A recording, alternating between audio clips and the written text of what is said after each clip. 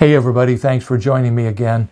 We're working through the ways of the husbandman in the life of the vineyard. And we, of course, are having an Old Testament application in Israel, and we have a New Testament application in Jesus. And so basically the vineyard includes all of God's covenant people. And it's really cool how this all comes together. We've been talking about how faithful and generous the Father husbandman has been for us. And now we come to one today that's almost unbelievable, really. And so let me read the verse, Isaiah 5:2. He dug it up, cleared out its stones, planted it in the choicest vine. He built a tower in its midst. And also, listen to this, made a winepress in it. So he expected it to bring forth good grapes. You know, God intends for your church to be fruitful. And, I used to play sports, and my parents used to come to my games. And it was just amazing to have my parents in the stands. And let's say I was playing basketball, and mom and dad were in the stands cheering for me, proud of me, wanted me to succeed. My mom kept track of all the baskets I made.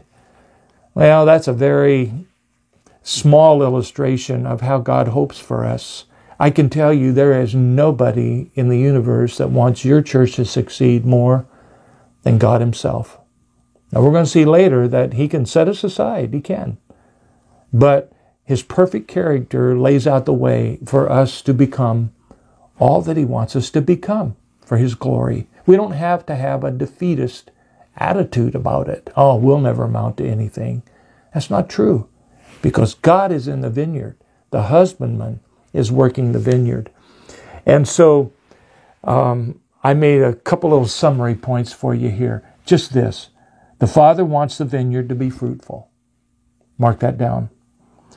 And he's a rewarder of those that diligently seek him. That is a foundation verse for this particular way.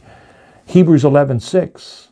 For without faith it's impossible to please him. But he that comes to God must believe that he is. And I might say that he is not just that he exists, but how he exists in this perfect essence.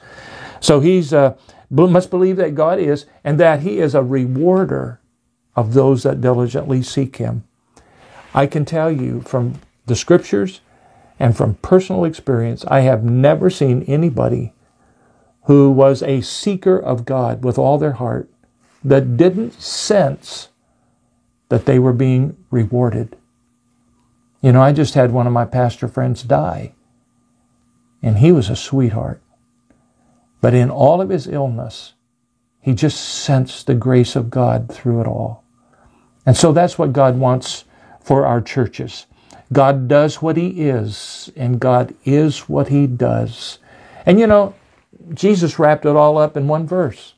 You have not chosen me, but I've chosen you, that you should go and bring forth fruit, and that your fruit should remain. Now that comes from the Master right there. And so think about that as you lead and love your people. Hey, thanks for joining us.